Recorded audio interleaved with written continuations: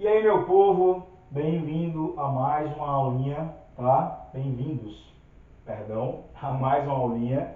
Ainda continuando com o domínio, com aqueles 4 exemplos que nós deixamos. Fizemos até o 3, vimos a restrição, a primeira restrição aqui nessa lei da função representada por G. E aí agora a gente continua. Se liga. No exemplo 4, fazer de roxo agora, eu tenho a função representada pela letra H. Mesma ideia. Será que tem alguma restrição? Tem algum problema de algum número que eu jogue no lugar do x? Então, aqui é uma raiz com índice ímpar. Aqui eu tenho um número ímpar. Diferente dos números pares para raízes, por exemplo, raiz cúbica de 8. Qual é o número que eu elevo ao cubo e dá 8? 2. Mais raiz cúbica de menos 8. Qual é o número que eu elevo ao cubo e dá menos 8? Menos 2. Ó, menos 2 ao cubo é o quê? Menos 2 vezes menos 2 vezes menos 2. Ou seja, mais 4 vezes menos 2, menos 8. Fazendo o jogo de sinal apropriado. Se liga. Então, quando o índice é ímpar, não só para o 3, eu não tenho problema. Eu posso jogar qualquer valor dentro da raiz. E eu falo qualquer valor mesmo, fração, número irracional, porque dá para calcular, só não é exato. Aqui eu estou pegando raízes exatas, tá? Mas eu consigo estabelecer e achar um valor real. Então, nesse exemplo 4, eu posso jogar também, como se eu estivesse fazendo com o 1 e o 2, qualquer número real aqui dentro. E aí eu vou dizer que o domínio da função h é todo o conjunto dos números reais, tá? Vamos lá. Prosseguindo para o exemplo 5, para a função indicada pela letra I, a I de x. No exemplo 5, será que tem problema? Poxa, eu tenho uma fração. Quem não sabe, isso aqui é uma fração algébrica. Por quê? Porque tem variável no denominador. Beleza? Então, tem em cima também. Mas, por exemplo, 2x sobre 3 não é uma fração algébrica. Porque a álgebra só está aqui no numerador. É como se fosse 2/3 vezes x. 2/3 de x. Tá? Não é uma fração algébrica. Só é uma fração algébrica quando a variável está no denominador. Se liga. Então, meu povo, olha só. Nessa fração aí, quando eu trabalho com fração, aí geram problemas. Porque que operação é uma fração? Hein, meu povo? Uma fração equivale a uma divisão, é um quociente, aquela palavrinha que todo mundo esquece. Fração, quociente. Adição, soma. Subtração, diminui. Tá? Multiplicação, produto. Esses sinônimos o pessoal sempre esquece. Então se liga. Eu consigo dividir 5 por 3. Eu consigo dividir 5 por 2. Pegando só 5, né? Mas eu consigo dividir 5 por 0. Eu consigo dividir alguma coisa por 0. É a mesma raciocínio que eu dissesse. 5 maçãs para 0 pessoas. Quantas maçãs essas pessoas comem? Meu povo, não tem gente para comer maçã. Isso aqui, ó, não existe. Eu não posso dividir algo por 0. 0 não pode estar no denominador de uma fração. Isso aqui é o que eu chamo de restrição. Qual é a restrição dessa função? Essa função tem restrição? Tem, Celso. Qual é a restrição? O denominador dela não pode zerar. Se o denominador dela não pode zerar, o que eu tenho que fazer? Dizer que isso aqui tem que ser o quê? Diferente de zero. Ó, símbolo de diferente. Diferente de zero. Bom, para que x menos 5 seja diferente de zero, o que eu tenho que fazer? Quais números eu tenho que colocar aqui para que isso não seja zero? X tem que ser diferente de 5. Eu não vou poder colocar o 5 nunca, mas eu posso colocar qualquer outra coisa. Pode servir qualquer outro número. Só não pode o 5. Então, o que significa que pode servir qualquer outro número? Pode servir qualquer número real, tirando o número 5. Aí, como é que eu escrevo isso? Duas maneiras também. Domínio da função i pode ser escrito como todo número real, como a gente fez na outra aula, tal que esse x não seja 5. É só repetir, x diferente de 5.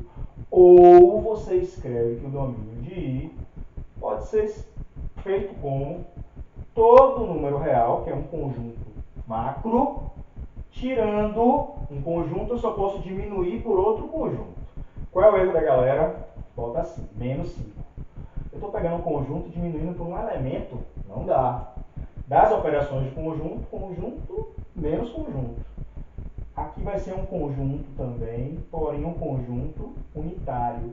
E para representar um conjunto com números, que eu posso listar cada elemento, eu coloco chaves. Então é o número real tirando o conjunto que tem o número 5. Se tivessem dois números, 5, outro número. Ok? Beleza. Se liga. E aí, pessoal? Agora bora fazer o exemplo 6 e o exemplo 7. Tá? No exemplo 6, temos a função definida pela lei j de x, tá? Igual a raiz quadrada de x menos 4 sobre x menos 3. O que acontece? Similarmente ao anterior, temos problema embaixo, tá? Porque a gente tem uma fração, quociente, a gente já viu que o quociente não pode zerar, perdão. Porém, a gente também tem problemas onde? Dentro da raiz. Por se tratar de uma raiz de índice par, uma raiz quadrada, tá bom? Então, para o exemplo 6, vamos considerar as restrições. Temos duas restrições. Qual é a primeira restrição? Vou pensar em cima, tá? Se liga. Eu tenho aqui o conteúdo da raiz, o radicando, né? O conteúdo que está dentro da raiz, que é chamado de radicando. Esse conteúdo tem que ser o que, pessoal? Para poder eu calcular aquela raiz maior ou igual a zero. Pode ser zero? Pode. Raiz de zero é zero. E está no numerador da fração. O numerador sendo zero, dividido por outra coisa que não seja zero, dá zero. Tá? O zero não pode estar embaixo, como já falamos. Então se liga. Se x menos 4 é maior ou igual a zero, isso implica que x é maior ou igual a 4. Primeira restrição. Qual é a segunda restrição para esse exemplo? O denominador não pode zerar. Para que o denominador não zere, eu tenho que estabelecer que x menos 3 tem que ser diferente de zero. Tá? E o que significa isso? Se x menos 3 é diferente de zero, isso implica que x é diferente de 3. Bom, o que é que eu tenho aqui? Eu tenho duas restrições. Mas trata-se da mesma lei da função, meu povo. Então, eu tenho que juntar essas duas informações. Para o meu domínio, que são os valores de x que eu posso atribuir, eu estou dizendo o seguinte, que os meus valores de x têm que ser números maiores do que 4 reais, claro, né? Se liga. Tais que esses números nunca cheguem ao valor 3, tá? Não pode ser o valor 3. E o valor 3 está aqui dentro? Não está contemplado aqui dentro. Então não tem problema, tá? Porque se eu já estou considerando aqui números maiores do que 4, 3 não é maior do que 4.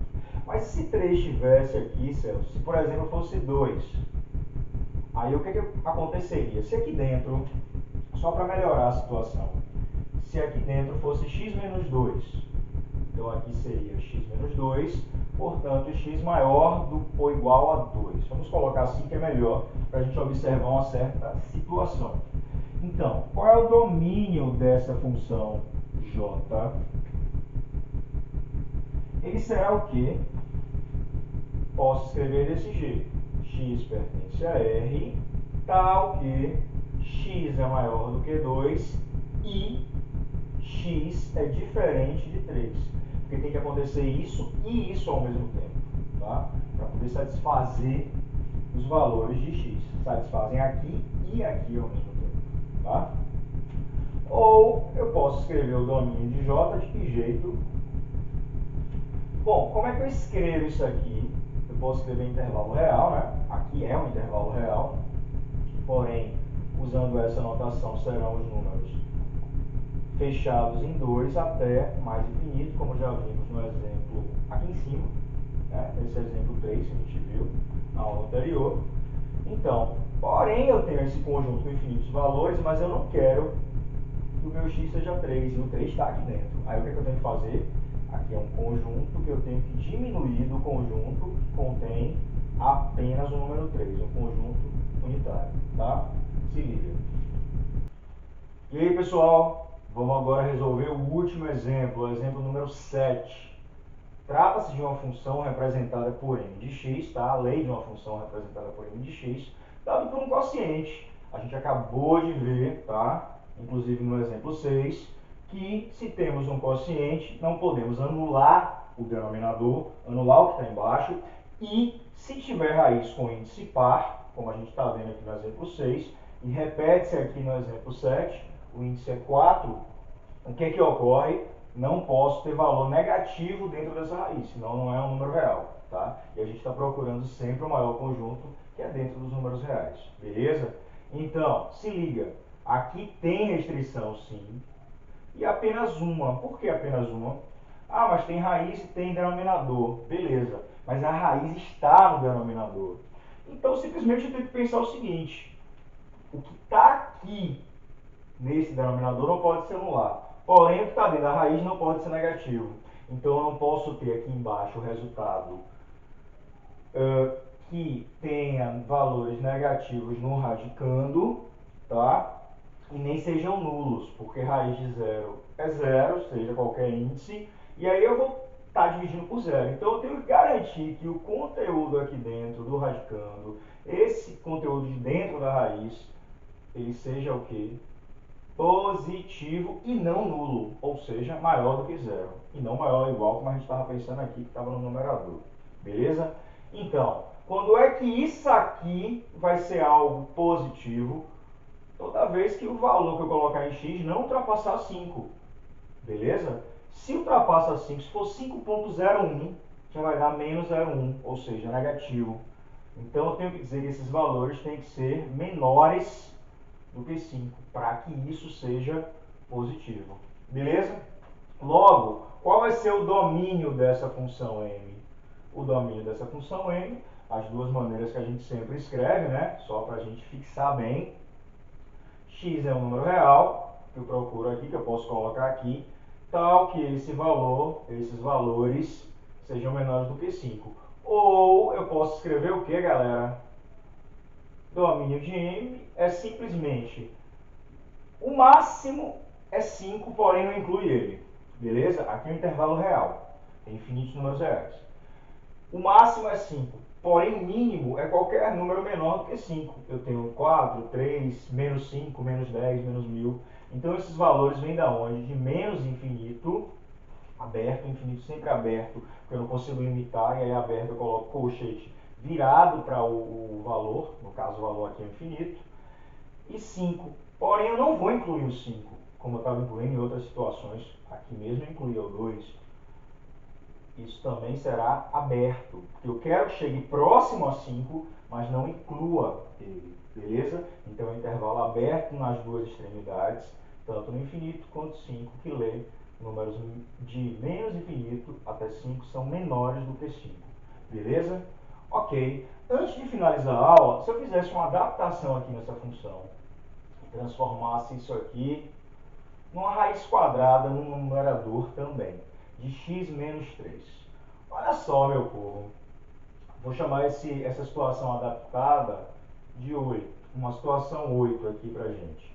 A função ainda é a função representada por m de x. Olha só, o que acontece comigo? Eu tenho duas restrições. Agora eu tenho duas restrições. Quais são as restrições que eu tenho? A de baixo, que é a mesma que eu acabei de efetuar, ou seja, os valores de x têm que ser menores do que 5. E a de cima também, que eu tenho em cima uma raiz quadrada com índice par, tá? Poderia ser uma raiz sexta, oitava, quarta, como está aqui. Enfim, raiz com índice par não pode ter valores negativos no radicando, dentro da raiz, tá? Então, eu tenho que dizer que esse valor aqui tem que ser maior do que zero. Quando é que isso fica maior do que zero, galera? Se liga. Quando eu pensar em números o que? Maiores do que 3 para colocar aqui. Ok? Então, eu tenho essas duas situações. E aí, Celso, eu vou pegar o quê? Valor menor do que 5 ou maior do que 3? Bom, o x que eu jogar na expressão da função é sempre o mesmo, porque a função é dada por essa expressão toda, beleza? Então eu tenho que me preocupar no mesmo valor que eu jogue aqui, será o que eu jogo aqui. Então eu tenho que fazer algo chamado interseção. O que é interseção? O que tem em comum. Aqui são dois conjuntos. Tem infinitos números aqui, infinitos números aqui. Essa interseção é até fácil de pensar. Se eu quero algo em comum, eu vou pegar números o quê? Menores do que 5 e maiores do que 3, né, meu povo? Então, como é que eu posso trabalhar essa ideia? Quais são os números maiores do que 5 e menores do que 3? São os números nesse intervalo. Maiores do que 3 e menores do que 5. Nossa, Celso, eu estou com dificuldade para pensar assim. Eu posso pensar de uma outra forma, graficamente. Se liga. O que são números menores do que 5? Eu vou representá-los graficamente assim, ó. Pinto para lá, beleza? 5 pintando para lá, números menores do que 5. E esses 3 pinto para cá, tá? Pinto para a direita. Se liga. Então, se eu pegar os números em comum, serão todos os números entre 3 e entre 5. Ou seja, o domínio dessa função m, vou escrever apenas de uma maneira, é um intervalo aberto em 3 e aberto em 5. Beleza? Bom, só foi para a gente pensar em outra possibilidade, onde teria que raciocinar em cima e embaixo, junto e tal.